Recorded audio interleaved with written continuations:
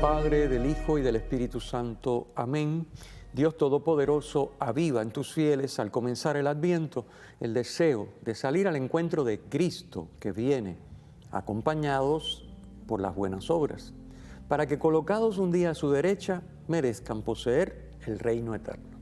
Por nuestro Señor Jesucristo, tu Hijo, que vive y reina contigo en la unidad del Espíritu Santo y es Dios por los siglos de los siglos. Amén. Bienvenidos a un programa más de Saboreando la Palabra. Hoy estamos comenzando un nuevo año litúrgico. Ahora estamos empezando el ciclo C y es primer domingo de Adviento. Así que ya este próximo domingo. Así que vamos a ver cómo hay un giro ahí en las lecturas, aunque hay una continuidad. Vamos a darle la bienvenida a nuestro invitado hoy, que es el diácono José Méndez, que nos acompaña. Gracias, José, por estar aquí con nosotros. Gracias a usted por la oportunidad y un saludo a todos los que nos ven semana tras semana. Muy bien, pues vamos a las lecturas. Tenemos la primera lectura del profeta Jeremías, que ya nos va introduciendo. Ustedes saben que el profeta que más se lee en Adviento es Isaías, pero bueno, hoy tenemos a Jeremías, capítulo 33, de lo que se llama el libro de la consolación en Jeremías, que son los capítulos 30 al 33. Obviamente es en el momento del destierro del pueblo, el pueblo está afuera, está en el destierro de Babilonia, y el libro de la consolación, ¿qué es lo que hace? Bueno, reconoce que están ahí porque se portaron mal, pero que el final nunca es la desgracia, el sufrimiento, la expatriación. El final siempre es Dios se compadece, Dios ama por encima de todo, Dios perdona y por lo tanto el pueblo regresará y volverá a tener esplendor y volverá a estar en su tierra como tienen que ser las cosas. Así que por eso se llama el libro de la consolación, porque es una visión de esperanza, una visión de consuelo para el pueblo que está en el destierro sufriendo. Entonces, obviamente el texto nos dice, la primera línea ya nos dice, llegan días, oráculo del Señor, o sea, está hablando Dios, en que cumpliré la promesa que hice a la casa de Israel y a la casa de Judá. ¿Okay? La casa de Israel es el reino del norte, la casa de Judá el reino del sur, ¿verdad? El reino se separa, ¿no? Sabemos que hay un momento en la historia de Israel que son dos reinos, entonces Israel es el norte y Judá es el sur, así que a la casa de Israel quiere decir a los del norte y a los del sur. La promesa es para todo el pueblo de Dios. ¿Y en qué consiste la promesa? Pueden estar tranquilos porque voy a suscitar un descendiente de David, un vástago legítimo, que hará justicia y derecho. Recuerden que la palabra justicia en la Biblia se refiere a lo que hoy llamaríamos santidad. El justo es el que es fiel a la voluntad de Dios. Así que cuando hablamos de justicia, como por ejemplo en las bienaventuranzas, cuando uno lee las bienaventuranzas, bienaventurados, ¿verdad? Los perseguidos por causa de la justicia, no es que sean prófugos de la ley, lo que está diciendo es por vivir en la voluntad de Dios. Si eso les acarrea sufrimiento o consecuencias negativas, bienaventurados. Así que en ese sentido quiero que tengan esto claro. Justicia es para nosotros sería lo mismo que santidad. Es hacer la voluntad. El justo es el que hace, el que se esmera por vivir en la voluntad de Dios. Así que ese vástago legítimo que va a suscitar Dios para gobernar a su pueblo, descendiente de David, obviamente sabemos que está hablando de Jeremías, inspirado por el Espíritu Santo, está hablando de Jesucristo. Ese vástago legítimo va a ser fiel a la voluntad de Dios, va a hacer justicia, es lo que dice aquí, e implantar el derecho en la tierra. Así que es como un anunciarnos. Fíjense que estamos comenzando el Adviento, es un anunciarnos que la razón de ser de la celebración en la que nos estamos enfrascando es preparar con el Adviento la Navidad. Y la razón de ser de la Navidad es el cumplimiento de esa promesa. Podemos estar tranquilos en medio de nuestras vicisitudes, problemas, dificultades, la vida ordinaria, porque el Mesías llega y ese Mesías va a implantar el derecho. Y lo va a hacer de una manera revolucionaria, ¿verdad? Como lo hemos visto durante un montón de domingos a lo largo de este año litúrgico que terminó. Hemos visto como no solamente Él vive la justicia, viviendo siempre en la voluntad de Dios. El domingo pasado hablábamos del testigo fiel de la voluntad de Dios y de que Dios es amor, sino que nos hace a nosotros partícipes de su obra redentora, para que también nosotros, con Él, en comunión con Él, podamos vivir esa justicia, podamos vivir en la voluntad de Dios. Así que esto es bien importante. O sea, la Navidad no es simplemente que Jesús viene y que Él va a ser fiel al Padre y nos va a ayudar. No, la ayuda más importante es perdonarnos los pecados y vivir en nosotros y con nosotros para que nosotros podamos evitar el pecado, vivir en la voluntad de Dios. Entonces eso es dramáticamente diferente al Antiguo Testamento. Eso es así. Así que por eso dice el texto, el Señor es nuestra justicia.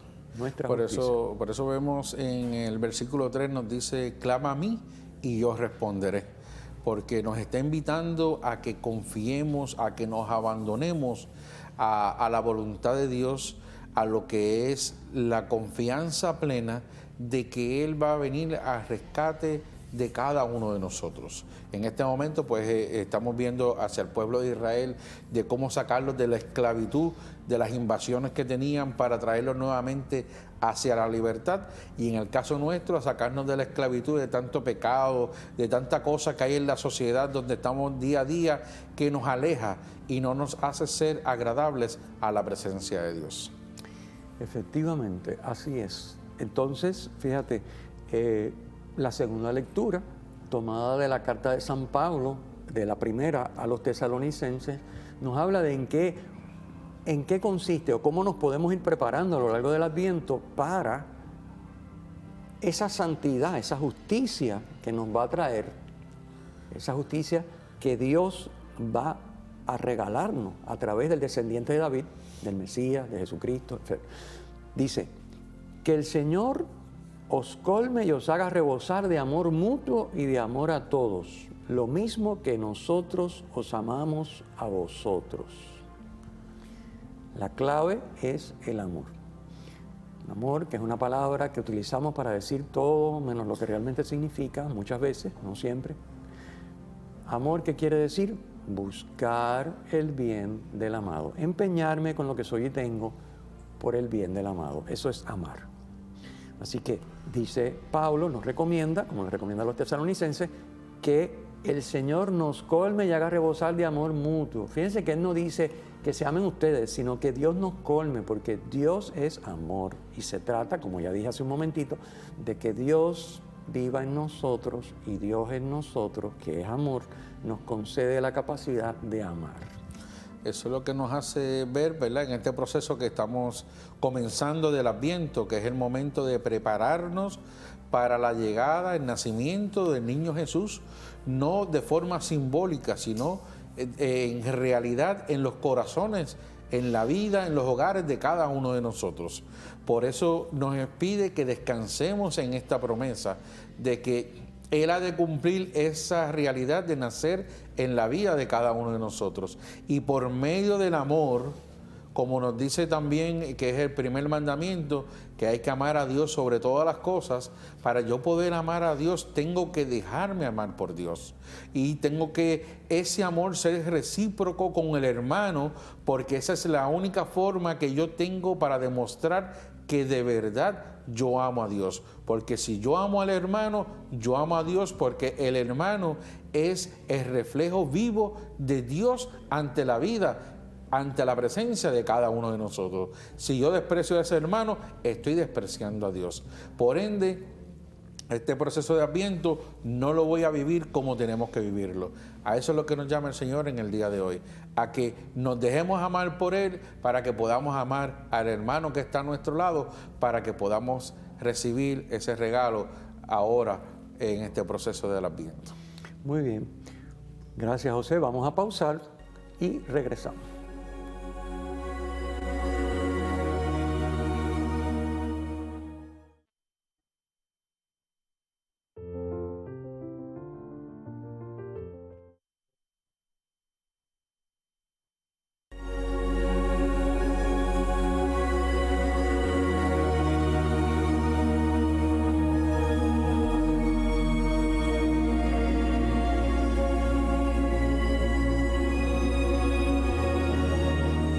Regreso, saboreando la palabra, comentando las lecturas del primer domingo de Adviento, ciclo C, comenzando un nuevo año litúrgico. nos acompaña nuestro hermano, el diácono José Méndez. Estábamos hablando de la primera y de la segunda lectura. La segunda lectura ya dijimos que era de San Pablo, primera carta a los tesalonicenses, y San Pablo nos dice cómo tenemos que comportarnos, y básicamente lo que nos está diciendo San Pablo es que para agradar a Dios, como dice el versículo primero del capítulo 4, que es el fragmento de esta primera lectura, un fragmento de esta primera lectura, ¿cómo nos comportamos para agradar a Dios? Pues básicamente es lo que nos ha dicho, lo que hemos visto que va a ser el descendiente del Mesías que Dios va a suscitar, es vivir en la justicia, que el Señor sea nuestra justicia, que es lo mismo que decir, esforzarnos por vivir en la voluntad de Dios, que es lo mismo que decir, esforzarnos por vivir en el amor, porque la voluntad de Dios es que nos dejemos amar por Él, dejándonos amar por Él, Él está en nosotros, y Él en nosotros nos permite amar al prójimo, que es la manera que tenemos de amar a Dios. Así que eso es básicamente la idea, que el Señor sea nuestra justicia. Sí, y siguiendo bajo esa línea, vemos que el Señor nos está mostrando entre líneas de que no basta con ser buenos. Tenemos que esforzarnos por la santidad, porque bueno puede ser cualquiera, pero no necesariamente somos agradables a Dios por ser buenos. El Señor quiere que lleguemos a la santidad, que cada uno de nosotros expresemos a la máxima expresión ese amor incondicional que Él nos da, que Él nos regala como don porque a Él le place hacerlo, para nosotros hacerlo con nuestros hermanos, con nuestros semejantes, con todo el que encontramos a nuestro alrededor, especialmente con ese que nos hace la vida de cuadrito a cada rato, que a veces no queremos ni verlo. Pues con ese es que tenemos que esforzarnos para poder mostrar ese amor que Dios quiere que se muestre, como lo hizo Jesús en el camino al Calvario, que demostró en todo momento ese amor incondicional para nosotros. Así que ahora nos corresponde a nosotros prepararnos para que este día de Navidad nazca ese amor en la vida de cada uno de nosotros. Alguien puede escuchar a José y decir, pero José está loco, mira lo que está diciendo, que ese que me hace la vida a cuadrito, que yo lo ame. De nuevo, utilizamos la palabra amor equivocadamente. Vuelvo a explicar que amar es buscar el bien del amado. Así que, ¿cómo yo le hago bien al que me hace la vida a cuadrito? Pues haciéndoselo, que no es poniéndome al lado de él para que me la siga haciendo cuadritos a propósito, obviamente, eso no puede ser. Eso no lo ama. O sea, si yo tengo una persona que obra mal y yo no trato de contener ese mal, yo no trato de orientarla, yo no trato de evitar que haga ese mal de alguna manera hasta donde me es posible, no lo estoy amando. Lo digo porque hay gente que escuchando ese comentario puede decir, bueno, pero ¿qué tú quieres? ¿Que me destruyan a mí? ¿Que me echaven? No. La idea no es que me echaven. La idea es que yo busque el bien del otro. Si en el proceso me chavo y no puedo hacer otra cosa, lo importante es que yo busque el bien del otro. De eso es que se trata. Pues eso es lo que exactamente hizo Jesús, el testigo fiel, el primogénito entre los muertos. Y eso no lo vamos a hacer con nuestras fuerzas. Por eso celebramos Adviento y Navidad, para recordarnos que el Mesías viene y que el Mesías que vino, el Mesías que nos redimió con su misterio pascual, ese quiere vivir en nosotros y permitirnos hacer eso, que es contrario a toda capacidad, a toda lógica humana, pero que es posible porque para Dios nada es imposible. Y por eso es la gran alegría a la que nos preparamos cuando llegue la Navidad. ¿Okay? Lo digo por si acaso. El Evangelio, ya podemos ir adelantando un poquito el Evangelio. ¿Qué vamos a encontrar en el Evangelio? ¿Qué encontramos hoy en el Evangelio? Pues encontramos otra vez ese lenguaje escatológico que a alguna gente le asusta y otra gente eso no se entiende ni se sabe qué cosa es eso, porque el total lo que dice es una loquera. Les leo un poquito del Evangelio de hoy, porque están las dos posiciones y luego está la correcta, ¿no? Que es la que vamos a explicar. Habrá signos en el sol y la luna y las estrellas. Y en la tierra, angustia de las gentes, dice el texto de hoy. Y es Jesús hablándole a los discípulos. Angustia de las gentes perplejas por el estruendo del mar y el oleaje, desfalleciendo los hombres por el miedo y la ansiedad ante lo que se le viene encima al mundo, pues las potencias del cielo serán sacudidas.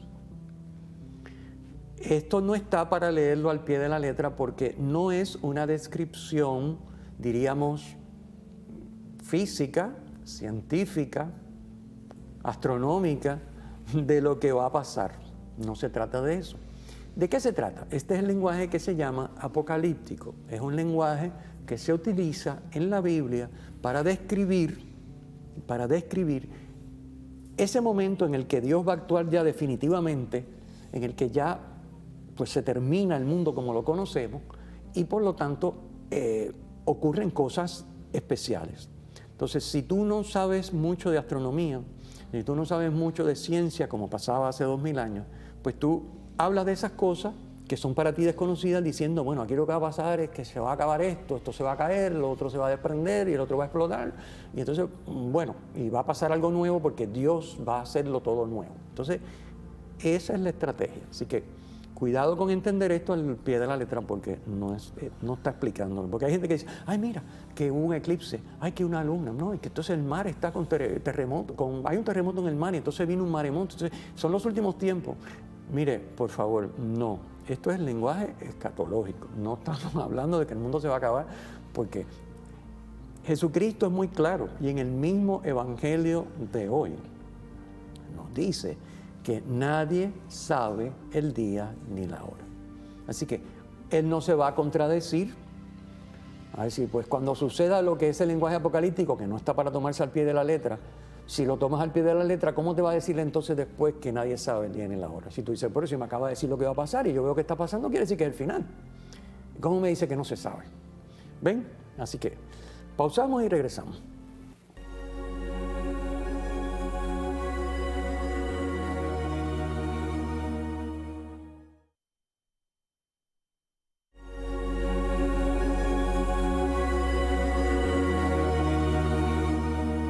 Bienvenidos de regreso a Saboreando la Palabra, comentando las lecturas del primer domingo de Adviento, ciclo C, con nuestro hermano el diácono José Méndez. Habíamos hablado un poquitito de la lectura del Evangelio, del texto del Evangelio, y estábamos explicando el lenguaje apocalíptico. Lo importante es no tomarlo al pie de la letra, entender que la finalidad de este lenguaje no es asustar. Es decir, esto va a volar en pedazos y aquí no queda nada. Es una manera de hablar. Las estrellas se van a caer, el sol dejará de brillar, así que todo el mundo a correr. El lenguaje no es para asustar, al contrario, es un lenguaje que dice, Dios sabe lo que va a pasar, Dios tiene previsto lo que va a pasar, Dios está en control. Y nadie tiene y nadie sabe ni el día ni la hora, solamente el Padre lo sabe. Ni Jesucristo como hombre lo sabe, obviamente como hijo lo sabe porque es uno con el Padre, pero como hombre Él te dice nadie lo sabe. ¿Y por qué nadie lo sabe? Porque como nosotros somos tan chéveres y tan buena gente y tan deseosos, pues si supiéramos, ¿qué haríamos? Ay, muchachos, olvídate si faltan 100 años para eso. Ay, haz lo que te dé la gana. Y como no, que Dios no quiere eso, porque sería perjudicarnos, pues dice nadie lo sabe. Puede ser esta noche, puede ser dentro de un minuto, puede ser dentro de 5000 años, nadie lo sabe. ¿Okay? ¿Por qué nadie lo sabe? Para que estemos preparados. Pero sí es cierto que Dios está en control, o sea que tranquilo, no hay que asustarse. ¿Qué es lo que hay que hacer? Buscar la santidad, vivir en la justicia. Por eso el Adviento comienza todos los años diciendo, vigilen. La vigilancia es la palabra, no vigilancia de inundaciones ni de huracanes, vigilancia de santidad, podríamos decir. Hay que estar vigilantes, porque nadie sabe el día ni la hora, por un lado. Por otro lado, no solamente es que se acabe el mundo, es que en un minuto yo puedo estar muerto, y ahí se acabó. Y ese es mi día y mi hora. No importa cuándo se acabe el mundo, es el mío. Se acabó, para mí se acabó el mundo en el momento que yo me vaya. Entonces, vigilantes, preparados en todo momento, como dice San Pablo en la segunda lectura, ya saben cómo hay que comportarse, pues háganlo para agradar a Dios y para estar ustedes preparados. Esa es la idea, es de eso que se trata.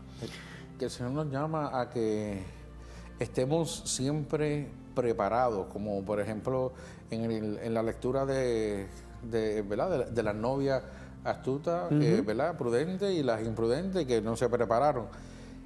Eso va en concordia con este mismo evangelio, porque es mi responsabilidad en todo momento estar preparado antes del evento. No esperar a ver cuándo va a ser el evento para entonces salir a prepararme y demás, porque no sabemos cuándo es el día y la hora que el Señor nos va a llamar ante su presencia. Y entonces vamos a perder ese proceso de santidad por estar buscando cosas vanas, por estar buscando el futuro, por estar buscando muchas cosas que están a nuestro alrededor, que en vez de edificarnos, lo que hacen es que nos van destruyendo nuestro espíritu y nuestra persona y, ¿verdad?, y nuestra relación humana día a día. Fíjense que el lenguaje apocalíptico que mencionábamos, aunque describe cosas como que esto se destruye y se acaba y explota y qué sé yo, no está explicando, porque no es científico, no es una descripción científica, no está explicando que el mundo se va a aniquilar o a destruir, no está diciendo eso no es lo que dice, es una manera figurada de hablar. De hecho, el mundo no se destruye para que surja un mundo nuevo, sino que la novedad consiste en que el mundo como lo conocemos, marcado por el pecado, ese sí se destruye, pero no el mundo, sino el mundo marcado por el pecado, el mundo del que hablábamos el domingo pasado, que decía Juan, el mundo, lo que se opone a Dios, esa manera en la que los seres humanos actuamos, impregnada de pecado, en contra de la voluntad de Dios, eso se acaba. Cuando se acaba el mundo, eso se acabó, eso no perdura.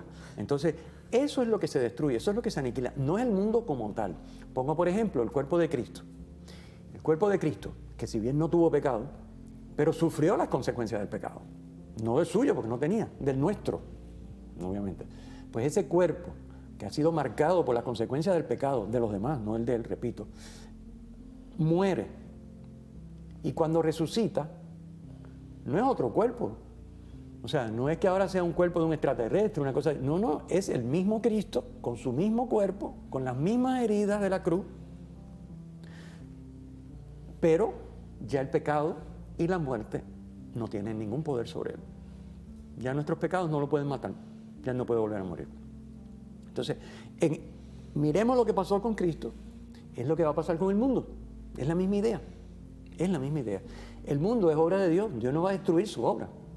Dios, ¿qué es lo que va a hacer? Transformarla, para que sea según su plan originario y ya el pecado no exista.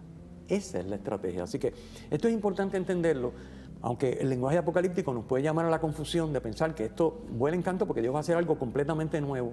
El completamente nuevo no es que sea otra cosa, es que es la misma, pero es nueva porque ya el pecado no tiene, ya no hay presencia, ya no existe. Sí, y por lo tanto es nueva. Como hablábamos la semana pasada, que, ¿verdad?, cuando se celebraba la solemnidad de Cristo Rey del Universo, pues hablábamos de ese otro reino. Pues ese otro reino, que es el reino del mal, es el reino del pecado, es el que va a desaparecer, según nos está describiendo en este instante la lectura. Que vamos a entrar al reino de la gracia, que es el reino que proviene de Dios, para salir y hacerlo todo completamente nuevo, según la voluntad del Señor. Y por eso, si leemos bien este texto con las explicaciones que estamos dando, no es para asustarse y meter miedo, sino todo el contrario. Por eso el texto dice, Jesucristo dice, cuando empiece a suceder esto, Él no dice, salgan corriendo y escóndanse, dice, levantaos, alzad la cabeza, se acerca vuestra liberación. Es decir, es un texto de consuelo, de esperanza. Cuando llegue ese momento, imagínense ustedes, se acaba el pecado para siempre. Díganme ustedes si eso no es esperanza, si eso no es liberación. Vamos a quedar transformados, tanto los que ya hayan muerto como los que estemos vivos o los que sea. Todo va a quedar transformado ya sin pecado. Llegó el final, llegó la meta para la cual y como la cual Dios pensó este mundo. O sea, podrán imaginar. O sea que, y a eso nos invita, sobre todo estos primeros domingos de Adviento, a mirar en esa dirección. Ya luego los domingos, sobre todo tercero y cuarto, nos van a invitar a mirar a la Navidad que ya es próxima. Pero primer y segundo domingo van a mirar, diríamos, a la renovación final, al final de los tiempos. Eso es lo que nos trae. Así que, por eso, como decíamos hace un momento, el tema es vigilancia. Vigilancia porque hay que estar pendiente de todo lo que se opone a la santidad, de todo lo que se opone a ese reino de justicia, de todo lo que hace que quedemos de alguna manera marcados, sumergidos, ensuciados, por llamarlo así, con el pecado. Que tenemos que tratar de abrirnos cada vez más a la presencia de Dios en nosotros para dejarlo a Él obrar, secundándolo nosotros, por supuesto, para que el pecado no tenga, cada vez tenga menos agarre, cada vez tenga menos presencia en nosotros. Y de esa manera nos convertimos en un anticipo de lo que va a ser al final del mundo. que es un mundo donde ya no hay pecado y por lo tanto es nuevo en ese sentido. No nuevo en el sentido de que votamos lo que tenemos y ponemos otra cosa, sino nuevo en el sentido de que lo que tenemos va a ser lo mismo sin pecado. Bien, se nos acaba nuevamente el tiempo y vamos entonces a recordarle a los televidentes que tienen siempre el comentario escrito en el que fundamos esta conversación, en el que nos apoyamos en el sitio web de la Parroquia Cristo Redentor. Vayan a pacrired.org. Allí tienen siempre el último comentario, en video, el podcast y pueden descargar de los enlaces el comentario escrito en un documento. Agradecerle al diácono José Méndez su participación, gracias por estar aquí, acompañarnos, al saboreando la palabra, a saborear la palabra esta semana y vamos entonces a terminar con la bendición. El Señor esté con ustedes. Y con su espíritu. La bendición de Dios Todopoderoso, Padre, Hijo y Espíritu Santo, descienda sobre ustedes y les acompañe siempre. Amén.